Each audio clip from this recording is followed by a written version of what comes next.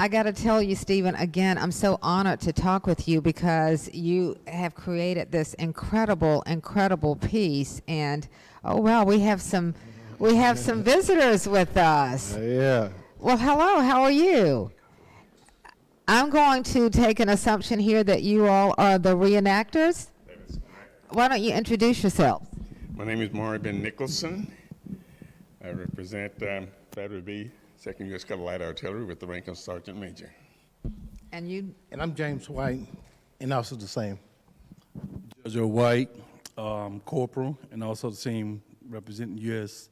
Color Troop. All right, folks, those of you who are watching, they are reenactors, but we're looking at people who are representing the United States Colored Troops who were real, very real, who fought in the Battle of Forks Road. Tell me what it's like to be a reenactor, to represent real men who back in their time really weren't even recognized as citizens of this country, but fought for the country anyway. Well, being a reenactor, as we are, we're really living historians because we actually live the way they did back then. As you can tell by the uniforms here, we go through the whole procedures that they went through. When we camp out in the woods the way they did, with tents, with the kind of equipment they used, and then we learn so much when we fellowship with each other, and certain members of other units and so forth. It's just absolutely spectacular. It's hard to explain. I am completely addicted to this.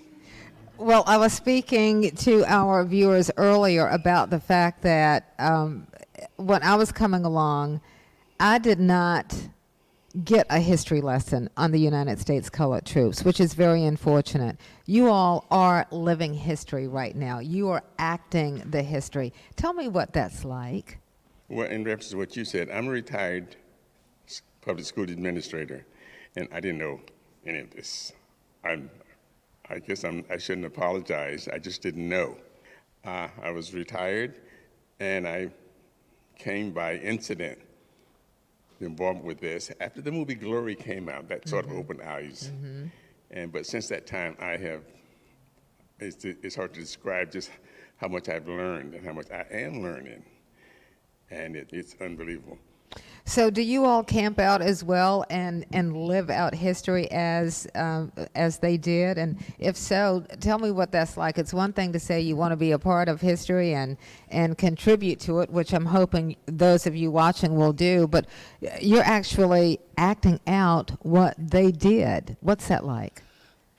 Well, actually, I'm the youngest of the three far as being in this unit, but when I love the camp. And when my brother introduced me to the reenactment, that was down my alley because I love the camp.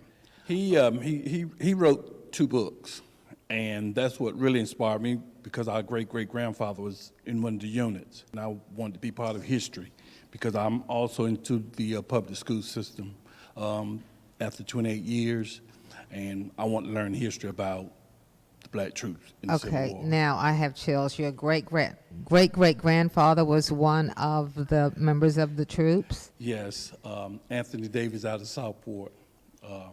He was one of the troops. So did you all grow up learning and knowing about the troops? No, I was dumb, blind, everything towards Civil War until, like I said, he introduced me to it. That's how I learned about the Civil War, not in the history books. Well, let me ask your brother, how did you find out about it to the point that you wrote a book or 2 books? About 25 years ago, I met Marvin at the Southport Post Office, and he had this funny uniform on, so I asked him about the uniform, and he told me about the event that they were going to have in Southport. So I made it to the event, and a year later I joined, the unit. When did you know that your great-great-grandfather was a member of the United States Colored Troops? Probably 2 years after I got into this hobby. That's just mind-blowing to me. You are descendants, and you grew up and you didn't know. Yes, ma'am. Yeah. So think about those of us who did not have members or family members who were members of the troops. I mean, a lot of history has been lost, but this is our opportunity now, our opportunity right now to put that history here on the grounds of the Cameron Art Museum, a sculpture created by this amazing artist, Stephen Hayes. This is a very exciting day, and I hope those of you who are watching want to be a part of it. I can't say enough, no matter how big or how small your contribution is, we just need for you to be a part of this today. Please. One of the fascinating parts about this sculpture is that you did cast descendants of the United States colored troops. Tell us about that, and then talk to them about the experience. All right. Yes, I did. I cast the descendants of the United States colored troops and some of the reenactors. Like you've seen in the video that just showed, I casted these guys right here, right behind me. But I do want to ask them how does it feel to be a part of this monument or to have been casted? Well, first of all, I feel great to be a part of it because, like I said, it's living history for my children. And being cast, it was really great. Stephen talked to us the whole time as he cast our face, and we felt comfortable. It was at one point where I thought I was going to faint because I thought I wasn't going to be able to breathe, but by him talking, it just motivated me to just stand still, and that was the key, standing still. What was it like for you? Since I was number one on the NSC, it was different, okay? For probably about 15 minutes, I was calm. Then water started pouring down, I started shaking a little bit. And going through my mind saying, oh God, I hope I don't move, so he has to do it again. So it was good. Yeah, good. Were you cast as well? Yes. What was the experience Yes, like well, for I you? had a little history going because I think James sort of warned me. I knew it would be a few minutes, so I was sort of prepared for it.